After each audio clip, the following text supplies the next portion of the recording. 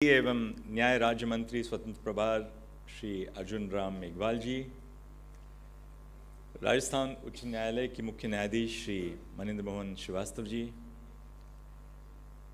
भारत सरकार के अधिकारीगण श्री एस.के. जी राहटे साहब, न्याय विभाग के सचिव श्री नीरज गायगी जी, न्याय विभाग के संयुक्त सचिव, भारत सरकार के अधिकारीगण श्री जोगाराम पटेल जी, राजस्थान सरकार में न्याय एवं विधि मंत्री श्री मनोज दीक्षित जी, वाइस चांसलर साहब और इस कार्यक्रम में उपस्थित अतिथिगण, देवियों और सज्जनों, बीकानेर शहर आकर मुझे आज बहुत ही खुशी हो रही है। ऐतिहासिक इमारतें, खूबसूरत रेगिस्तान एवं बीकानेरी व्यंजन के लिए इस शहर की चर्चा देश भर में होती है।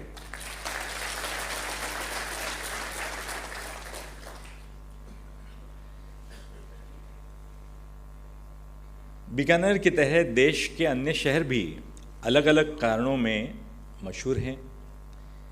कश्मीर और लद्दाख के खूबसूरत पहाड़, लखनऊ का खान पान और नज़ाकत, दिल्ली का अपनापन, मुंबई में लोगों की उभरती आकांक्षाएं, तमिलनाडु के खूबसूरत शहर या फिर कलकत्ता की शाम, कितने भी शहरों के बारे में सोचिए, सबकी अपनी एक विरासत है और अपनी एक सांस्कृतिक पहचान है। पर इतनी विविधता होने के बावजूद भी ये सब शहर उभरते भारत की पहचान से जुड़े हुए हैं। यही हमारे देश की सबसे खास बात है, जिसे हम विविधता में एकता कहते हैं। बीकानेर शहर का योगदान संविधान निर्माण में भी रहा है, काफ़ी बड़ा योगदान रहा है। संविधान सभा के 284 सदस्यों में कंवर जसवंत सिंह का संबंध बीकानेर की धरती से था। उनके अलावा महाराजा गंगा सिंह कई सालों से जुड़े हुए थे, प्रिंसेस चेंबर के चांसलर भी रहे, ट्रीटी ऑफ वर्साई में वो उपस्थित थे।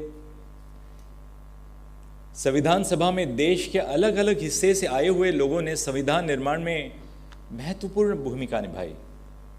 इसलिए उन क्षेत्रों के लोगों को यह एहसास होता है कि वर्षों पहले इस संविधान को हमारे किसी ने अपना बना लिया था। शायद बीकानेर की गाथा भी यही है। संविधान बहुत नज़दीकी तौर से बीकानेर से जुटा हुआ है। हमारा संविधान, हमारे संविधान निर्माताओं ने लगभग 3 साल की अनवरत तपस्या से निर्मित किया है। न्याय, स्वतंत्रता, समानता, लोकतंत्र, धर्मनिरपेक्षता आदि इसकी ज्ञानेंद्रियां हैं। हर दिन करोड़ों सपने कला, विज्ञान, वाणिज्य, सेवा, राजनीति एवं शासन के क्षेत्र में योग्यता के बल पर साकार होते हैं। यह संविधान की देन है, जिससे करोड़ों लोगों के से सपने साकार हो रहे हैं। यह संविधान की ही देन है कि सभी लोगों को अपने सपने देखने का मौका मिला है। हमारा संविधान हमारा सम्मान कार्यक्रम के इस कार्यक्रम के उपलक्ष्य पर हम सभी आज यहाँ मौजूद हैं। इस अवसर पर हमें कुछ बातों का ध्यान देना होगा। हमारा संविधान हमारा सम्मान, इस वाक्य का अर्थ क्या है? संविधान का आम जनजीवन में क्या महत्व है? संविधान कैसे हमारे आत्मसम्मान के लिए, गरिमा एवं नागरिक अवधारणा के लिए ज़रूरी है? आज इन्हीं विषयों पर आपसे बात करने के लिए मैं आप सबके बीच आया हूँ। आज़ादी के बाद भारतीय संविधान के सामने कई चुनौतियाँ थीं। विविधता से भरे समाज को साथ लेकर चलने की चुनौती, विभाजन के बाद बदली स्थिति में खुद को प्रासंगिक रखने की चुनौती एवं सबसे महत्वपूर्ण लोगों के जीवन में महत्व बनाए रखने की चुनौती थी। हमारा संविधान तमाम इन चुनौतियों को पार करते हुए 75 वर्ष से हमें प्रेरित एवं मार्गदर्शित कर रहा है। हमारा संविधान, हमारा सम्मान, यह सिर्फ एक वाक्य नहीं है, बल्कि अपनत्व के भाव का परिचायक है, जो देश का संविधान देश के गर्व एवं स्वाभिमान का प्रतीक है। संविधान वह दस्तावेज है जिससे यह तो तय होता है कि देश किन मूल्यों पर चलेगा, राजनीतिक व्यवस्था कैसी होगी। यह भी तय होता है कि लोगों का जीवन कैसे होगा, उनके अधिकार क्या होंगे, दायित्व क्या होंगे, सरकार के दायित्व क्या होंगे। संविधान हमारे देश और नागरिकों की सामूहिक आकांक्षा, संविधान निर्माताओं एवं स्वतंत्रता सेनानियों के संघर्ष एवं आदर्शों को दिखाता है।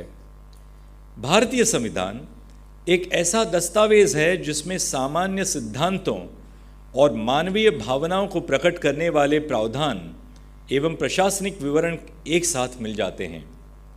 यह इतिहास से सीखे गए सबक को दर्शाता है और लोकतंत्र, कानून का शासन, मानवाधिकार और समानता जैसे सिद्धांतों के प्रति प्रतिबद्धता का प्रतीक है। जब लोग कहते हैं हमारा संविधान हमारा सम्मान है, तब वे उस मार्गदर्शक दस्तावेज के प्रति गहरी सराहना व्यक्त कर रहे हैं जो देश की पहचान को आकार देता है और शासन के लिए एक रूपरेखा प्रदान करता है। यह संविधान में निहित सिद्धांतों को बनाए रखने और एक न्यायपूर्ण एवं न्याय संगत समाज की दिशा में काम करने के लिए महत्व पर जोर देता है। संविधान किसी भी राष्ट्र की स्थिरता, प्रगति और एकता के लिए महत्वपूर्ण है। अक्सर संविधान के बारे में यह कहा जाता है कि भारत के कुछ बड़े वकीलों ने इसे बनाया। यह कहा जाता है कि संविधान बनाने में जनमानस का सहयोग नहीं था। ब्रिटेन के संवैधानिक विद्वान सर आइवर जेनिंग्स ने यहाँ तक कहा था और कह दिया कि भारतीय संविधान वकीलों का स्वर्ग है, लॉयर्स पैराडाइज। पर मुझे सच तो पूछ लीजिए, तो सच है कि संविधान सभा में कई वकील थे। डॉक्टर बाबा साहेब भीमराव अंबेडकर सहित कई गणमान्य वकील शामिल थे। पर यह भी सच है कि संविधान मूलतः अंग्रेजी में लिखा गया था। पर यह कहना गलत होगा कि भारतीय संविधान को बस कुछ वकीलों ने मिलकर बनाया। भारतीय संविधान को बनाने में कई सामाजिक एवं राजनीतिक आंदोलनों का योगदान था। एक तरफ जहां अंग्रेजों के खिलाफ भारत में एक राजनीतिक आंदोलन चल रहा था, दूसरी तरफ भारत में व्याप्त सामाजिक असमानता को दूर करने के लिए एक सामाजिक आंदोलन भी चल रहा था। बाबा साहेब उस आंदोलन के बिल्कुल सामने थे, आगे थे। इन दोनों आंदोलनों का नतीजा था कि भारतीय संविधान में कैसे प्रावधानों की जगह मिली जिसकी वजह से देश की दिशा बदल गई। जब हम संविधान को देखते हैं तब यह पता चलता है कि संविधान का निर्माण तमाम वर्ग, समूह एवं नागरिकों के हितों को ध्यान में रखकर किया गया है। बाबा साहेब अम्बेडकर ने संविधान के समावेशी भावना को व्यक्त करते हुए संविधान सभा में कहा था, the constitution is not a mere lawyer's document. It is a vehicle of life and its spirit is always the spirit of age. मतलब संविधान केवल वकीलों का दस्तावेज नहीं है, यह जीवन जीने का वाहन है और इसकी आत्मा कई युगों की भावना है। जब आप संविधान में निहित अपने अधिकारों को पढ़ते हैं, उनके उपयोग के बारे में जानते हैं, जैसे आपको टेली लॉ और बाकी ये आदर्श स्कीम से मिलता है, तब आपको पता चलता है कि संविधान हमारे दैनिक जीवन में कितना ज़रूरी है।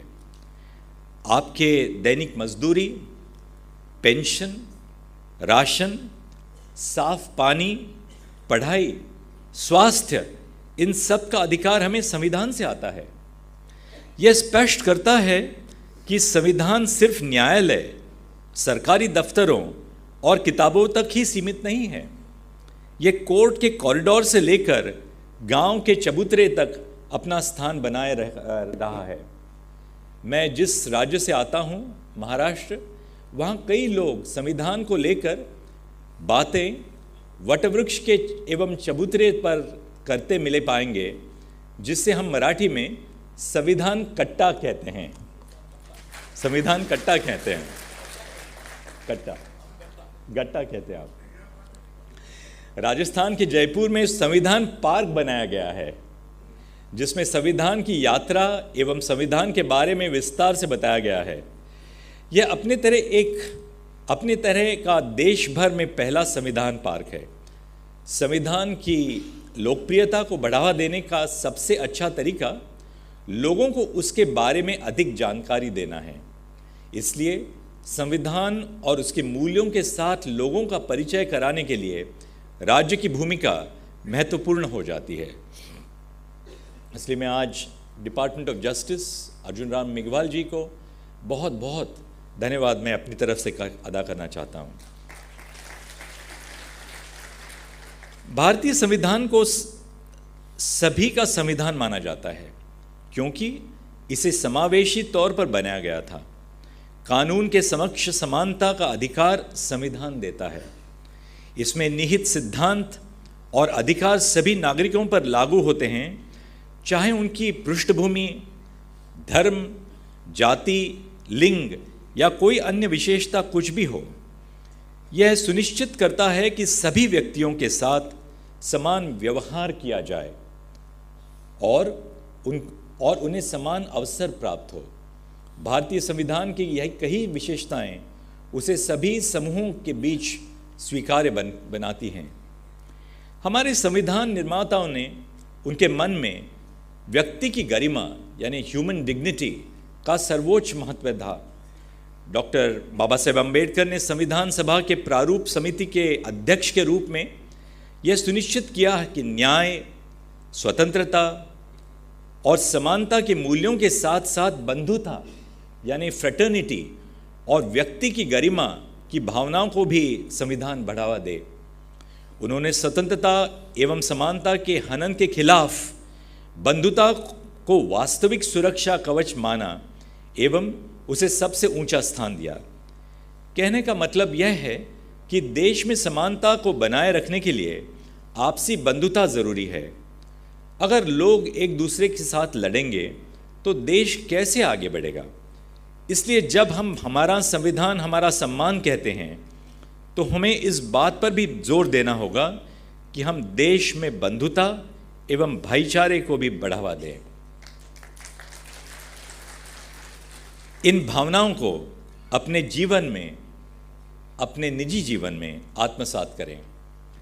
देश के नागरिकों को यह भी समझना होगा कि एक तरफ जहां संविधान उनके अधिकारों की बात करता है, दूसरी तरफ यह भी उम्मीद करता है कि देश के नागरिक अपने दायित्वों का निर्वहन करें। संविधान में ही नागरिकों के दायित्वों का जिक्र किया है, जिनमें संविधान का सम्मान करना, सामाजिक सौहार्द एवं बंधुता को बढ़ावा देना, पर्यावरण की सुरक्षा करना, वैज्ञानिक सोच को आत्मसात करना एवं बच्चों को पढ़ाना आदि शामिल है। संविधान की भावना के अनुरूप हमें एक दूसरे के प्रति आदर का भाव रखना चाहिए। अक्सर मैं देखता हूँ कि लोग अपने पद से जूनियर व्यक्ति को सम्मान की नज़र से नहीं देखते। एक छोटा सा उदाहरण देता हूँ आपको। लोग अपने ड्राइवर के प्रति सम्मान नहीं रखते। लोग सोचते हैं कि ड्राइवर छोटा काम कर रहा है। इसी तरह हम सफाई करने वाले व्यक्तियों को हीन भावना से देखते हैं, ऑफिस के चपरासी से अभद्र व्यवहार करते हैं।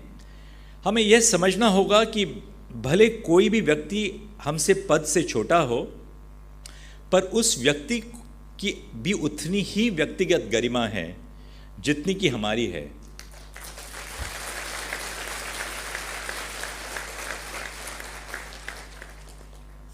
सर्वोच्च न्यायालय में एक पोस्ट है जिसका 1950 से जमादार उस पोस्ट को हम कहते थे। अब जमादार का काम होता है, जो हम गाड़ी से उतरते हैं तो दरवाज़ा खोलना है, हम कोर्ट जाते हैं तो हमें कुर्सी पीछे करते हैं, कोर्ट से उठने का समय होता है तो वो बताते हैं कि भाई उठने का समय हो गया, आप घर चले जाइए आप। तो मैंने सोचा कि 75 साल हम इनको जमादार क्यों कहते हैं, तो उनका नाम हमने बदल कर अब अशर रख दिया है और सीनियर अशर रख दिया है। यानी हर व्यक्ति का सम्मान करके हम छोटे नहीं हो पाएंगे, बल्कि विशाल मन और हृदय का प्रदर्शन करेंगे। संविधान हमें यही सिखाता है। यानी संविधान की परिभाषा जो है वो हमें हर एक दैनिक जीवन में हमें पल पल पर याद दिलाती है कि नागरिक हम एक साथ हैं, एक बड़े राष्ट्र के नागरिक हैं, और जितने हमें हक भी दिए हैं उतने भी हमें दायित्व भी दिए हैं। मैं इस बात पर फिर जोर देना चाहता हूं कि लोकतंत्र और संविधान में एक अटूट संबंध है। इसलिए संविधान की समझ लोकतंत्र की समझ को भी विकसित और पोषित करती है। हमारा देश आज भी गांवों में बसता है। 2019 के एक आकलन के मुताबिक भारत के कुल गांवों की संख्या 6,64,369 है। उनमें बसने वाले प्रत्येक नागरिक को हमें संविधान एवं इसके मूल्यों से परिचित कराना है। जब तक संविधान की बात देश के गांवों तक नहीं पहुंचेगी, तब तक का हमारा मिशन अधूरा रहेगा। संविधान की भावनाओं का देश के प्रत्येक नागरिक तक पहुंचाना हम सभी नागरिकों का कर्तव्य है। पिछले 75 वर्षों में हमारे देश ने तकनीक के क्षेत्र में उल्लेखनीय प्रगति की है। बीकानेर में पहले टाटा मेमोरियल सेंटर कैंसर की दवाई के लिए, इलाज के लिए स्थापित हुआ था। उसके बाद बीकानेर में पहले बड़ा कैंसर का इलाज सेंटर यहाँ स्थापित हुआ। जन सेवा केंद्रों का विस्तार देश के कोने कोने तक हुआ है। मैं आपको बताना चाहता हूं कि तकनीक की क्षमता का इस्तेमाल आज हम कानूनी जागरूकता एवं कानूनी सेवाओं के प्रसार के लिए भी कर रहे हैं। देश के सर्वोच्च न्यायालय ने तकनीक के माध्यम से अपनी क्षमता को बढ़ाने का काम किया है। हमने कोर्ट में सुनवाई के लिए वीडियो कॉन्फ्रेंसिंग से इस्तेमाल कुछ वर्ष पहले शुरू कर दिया था। देश के किसी भी कोने में बैठा हुआ वकील वीडियो कॉन्फ्रेंसिंग के जरिए कोर्ट की सुनवाई में मौजूद रह सकता है एवं बहस कर सकता है। देश में हर एक नागरिक अपना मामला कोर्ट कचहरी में हो। मैं हमेशा सोचता हूं कि आपके मामले कोर्ट कचहरी में ना आ जाएं, कोर्ट से दूर ही रहें आप। पर मान लीजिए आपको कोर्ट कचहरी आना पड़े, तो आप अपने गांव में बैठकर कोर्ट में क्या चल रहा है, सर्वोच्च न्यायालय में क्या चल रहा है, आप देख सकते हैं। आपका मामला कोर्ट में ना भी हो तो आप एक लिंक पे क्लिक करके आपको ये पता चलता है कि हर एक नागरिक के छोटे छोटे मामले, चाहे पेंशन हो, उसकी रोजगारी हो, राशन कार्ड की समस्या हो, ट्रांसजेंडर्स की कोई समस्या हो, कितने गौर से हर रोज़ सर्वोच्च न्यायालय में काम होता है। मैं अक्सर आजकल देखता हूँ कि कुछ वकील तो मोबाइल पर ही वीडियो कॉन्फ्रेंसिंग का इस्तेमाल करते हुए कोर्ट में बहस करते हैं। वीडियो कॉन्फ्रेंसिंग की वजह से एक सामाजिक परिवर्तन आया है सुप्रीम कोर्ट में, और वो सामाजिक परिवर्तन यह है कि महिलाएं बहुत बड़ी संख्या में बहस करने लग गई हैं। आप सब जानते हैं, एक पुरुष जो होता है वो अपना सुबह बस्तर लेके अपनी चेंबर चला जाता है, कोर्ट में बैठता है। पर महिला केवल वकील नहीं होती है, वो माँ भी होती है, बहू भी होती है, बहन होती है। अंग्रेजी में उसको कहते हैं कि महिलाओं को मैनिफोल्ड रिस्पॉन्सिबिलिटीज, जिम्मेदारियां पार करनी पड़ती हैं। तो वीडियो कॉन्फ्रेंसिंग तकनीक की वजह से एक महिला का पूरा दिन कोर्ट में बैठे बैठे व्यर्थ नहीं होता है। कई बार मैंने अक्सर देखा है कि महिला हमारे सामने बहस कर रही है, वो छोटा 2 साल का बच्चा भी बीच में आ जाता है। वो थोड़ा सा भय भी होता है कि जज साहब के सामने मेरा बच्चा मेरे से बात कर रहा है। तो मैं हमेशा कहता हूँ कि आप भय में नहीं रखिए, हमारे घर में तो बच्चे हैं,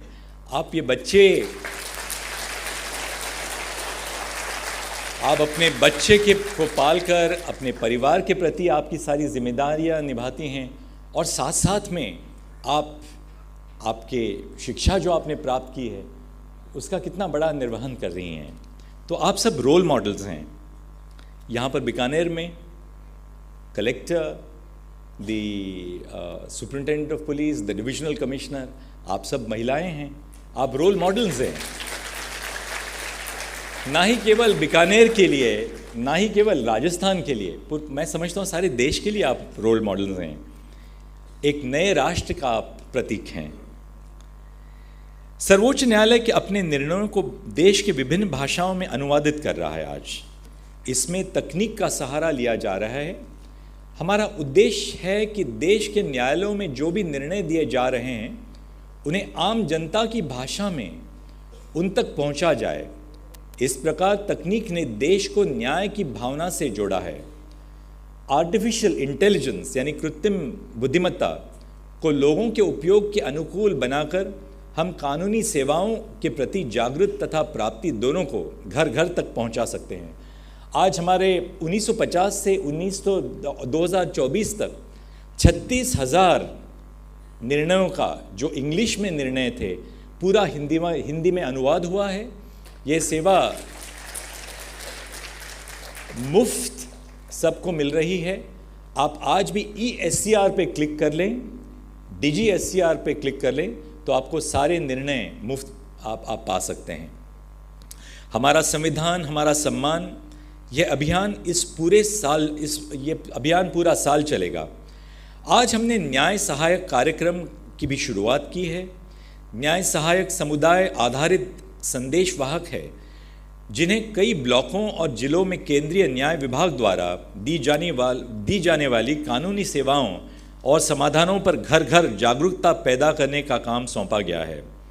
इसके साथ साथ हमारा संविधान हमारा सम्मान अभियान में कानून की पढ़ाई कर रहे छात्रों को भी आगे आना चाहिए। मैंने आज जैसे ही मैं ऑडिटोरियम में आया था तो मैंने कई लॉ स्टूडेंट्स को देखा तो मुझे बहुत प्रसन्नता हुई। प्रत्येक छात्रों को 10 व्यक्तियों तक इस अभियान को लेकर जाना चाहिए तथा उनमें से प्रत्येक को आगे 10 लोगों तक इसे पहुंचने में प्रेरित करना होगा।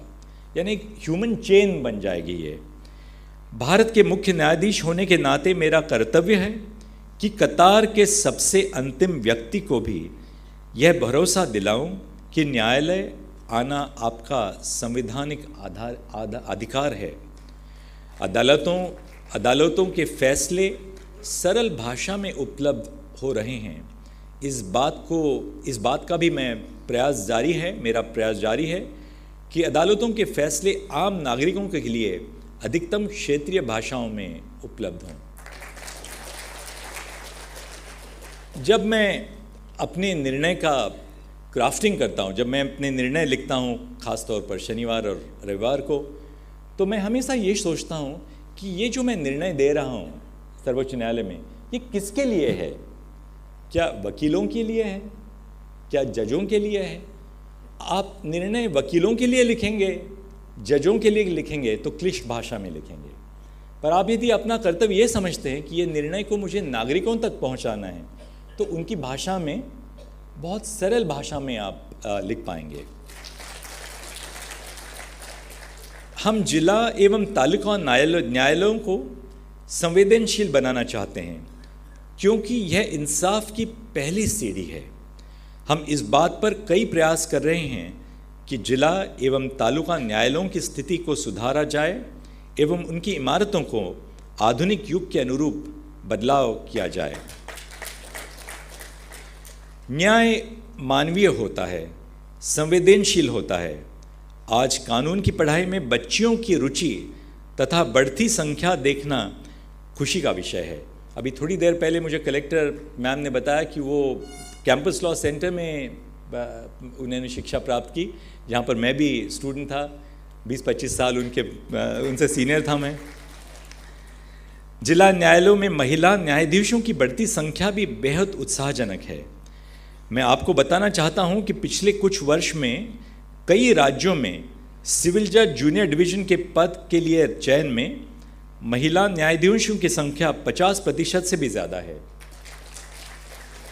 अभी थोड़ी देर पहले मुझे मुख्य न्यायाधीश जी श्रीवास्तव साहब ने बताया कि राजस्थान राज्य में 1400 जो संख्या है डिस्ट्रिक्ट जुडिशरी की, उसमें 560 से अधिक महिलाएं हैं।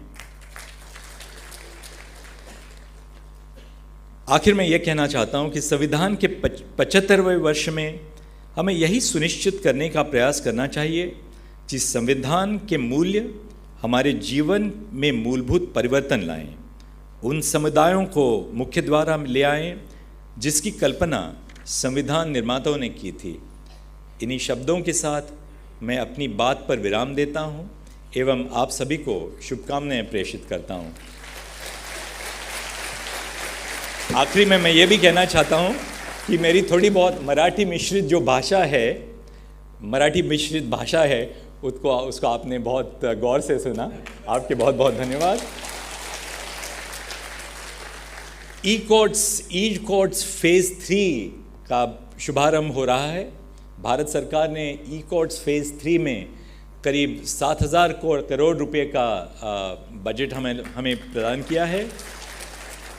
ई कोर्ट्स फेज़ 3 के माध्यम से मैं सोचता हूं कि बीकानेर को वीडियो कॉन्फ्रेंसिंग में सुविधा मिलेगी।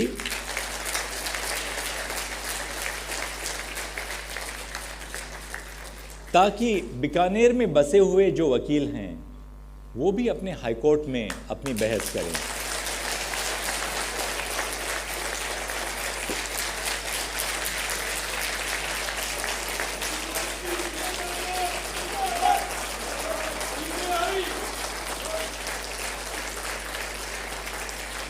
मैं अक्सर ये कहता हूँ कि हमारा जो सुप्रीम कोर्ट है, सर्वोच्च न्यायालय है, वो बसा हुआ तो तिलक मार्ग पे है, तिलक मार्ग पे बसा हुआ है। लोकमान्य तिलक कितने बड़े स्वतंत्रता सेनानी थे, हमारे महाराष्ट्र में थे। पर मैं हमेशा यही सोचता हूँ कि ये सर्वोच्च न्यायालय जो है वो सुप्रीम कोर्ट ऑफ इंडिया, ये सुप्रीम कोर्ट ऑफ तिलक मार्ग तो नहीं है। और यदि हम इसको सुप्रीम कोर्ट ऑफ तिलक मार्ग से असली रूप में सुप्रीम कोर्ट ऑफ इंडिया बनाना चाहते हैं तो वो कैसे लोगों तक पहुँचे। और तकनीकी की वजह से जब केरल से कोई जूनियर हमारे सामने प्रकट होता है, या कोई मेघालय से कोई महिला प्रकट होती है, राजस्थान से कोई, बहस भी ना करें, हमें देखते हैं कि क्या बहस कैसे हो रही है कोर्ट में। कि मेरा छोटा सा मामला है, लैंड रेवेन्यू का मामला है, मेरे ज़मीन का मामला है, क्या ये जो जज साहब हैं ढंग से सुन रहे हैं कि नहीं हमें।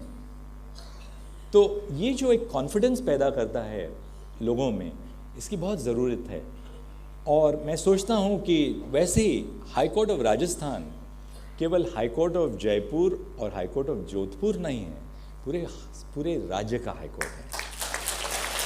और इसको हम तकनीकी के माध्यम से हर नागरिक के घर में और दिल में बसा सकते हैं, ताकि आज का ये जो समारोह है, इसका जो मतलब है, उसका श्रेय जो डिपार्टमेंट ऑफ जस्टिस ने को हमें देना चाहिए, वो हर नागरिक तक हम पहुंचा सके। नमस्ते, धन्यवाद।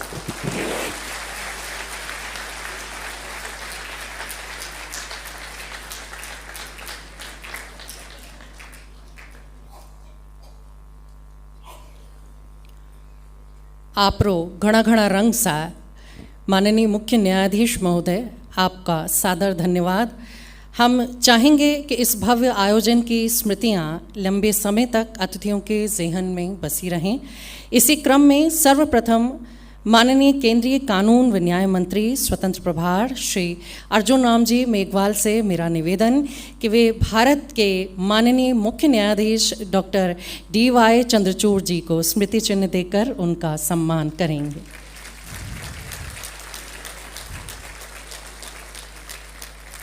अगले चरण में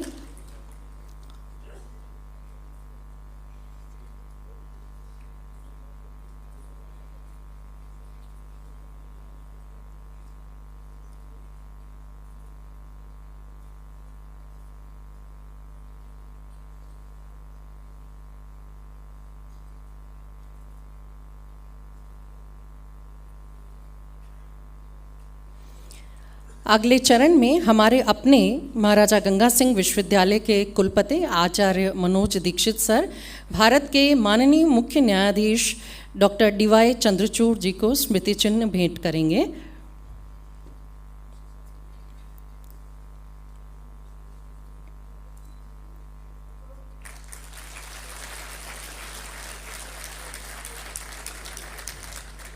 इसी क्रम में कुलपति महोदय से मेरा आग्रह कि वे माननीय केंद्रीय कानून व न्याय मंत्री स्वतंत्र प्रभार श्री अर्जुन राम जी मेघवाल को स्मृति चिन्ह भेंट कर हमें अनुग्रहित करें। कुलपति महोदय अब सम्मान करेंगे माननीय मुख्य न्यायाधीश राजस्थान उच्च न्यायालय मानेंद्र मोहन श्रीवास्तव जी का। सम्मान की इस कड़ी में आचार्य दीक्षित से मेरा निवेदन कि वे माननीय कानून व न्याय मंत्री राजस्थान श्री जोगाराम पटेल जी को स्मृति चिन्ह देकर का सम्मान करें। मैं कार्यक्रम के अंतिम पड़ाव पर पहुंच चुकी हूं और धन्यवाद ज्ञापन हेतु आमंत्रित करना चाहूंगी माननीय संयुक्त सचिव श्री नीरज कुमार गायगी जी को।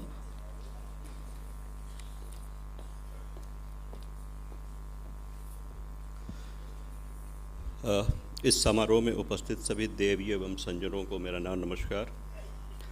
सबसे पहले मैं इस समारोह के मुख्य अतिथि भारत के मुख्य न्यायाधीश माननीय डॉक्टर धनंजय यशवंत चंद्रचूड़ जी का धन्यवाद करता हूं, जिनकी उपस्थिति और उनके ओजस्वी विचार से हम सभी को लाभ मिला।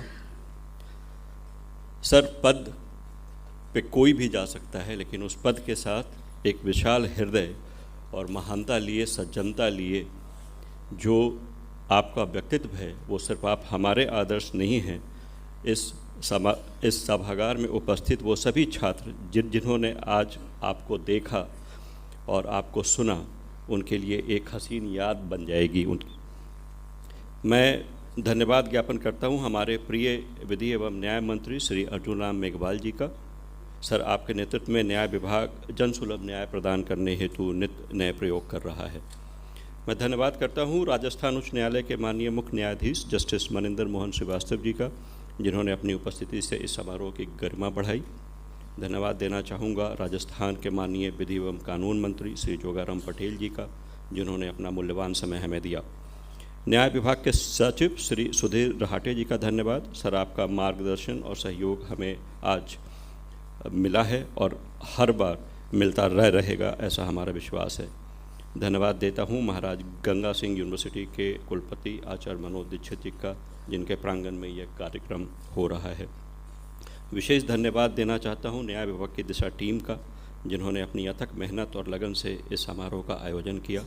कॉमन सर्विस सेंटर के कार्यकर्ता, बार एसोसिएशन के सदस्य, अधिवक्तागण, स्थानीय प्रशासन के अधिकारी, विभिन्न यूनिवर्सिटी से आए छात्रगण और मीडिया, आप सबका पुनः एक बार बहुत बहुत धन्यवाद। जय हिंद।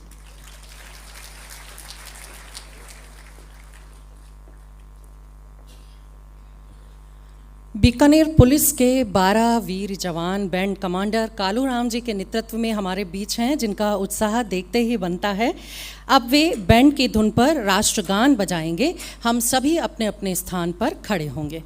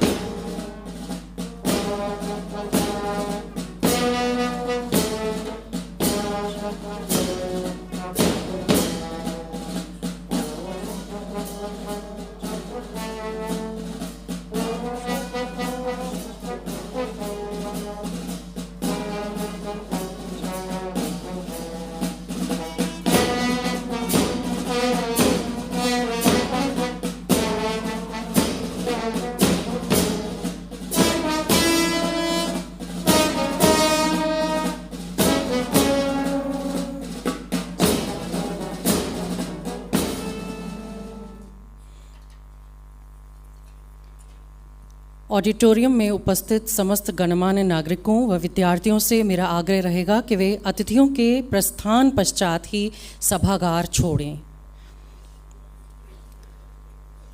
75वें गणतंत्र पर 75 बसंत पूर्ण कर चुके व विधिक विभाग में लंबे समय तक अपनी सेवाएं दे चुके अधिवक्ता गणों से माननीय मुख्य न्यायाधीश महोदय 2 घड़ी संवाद करेंगे।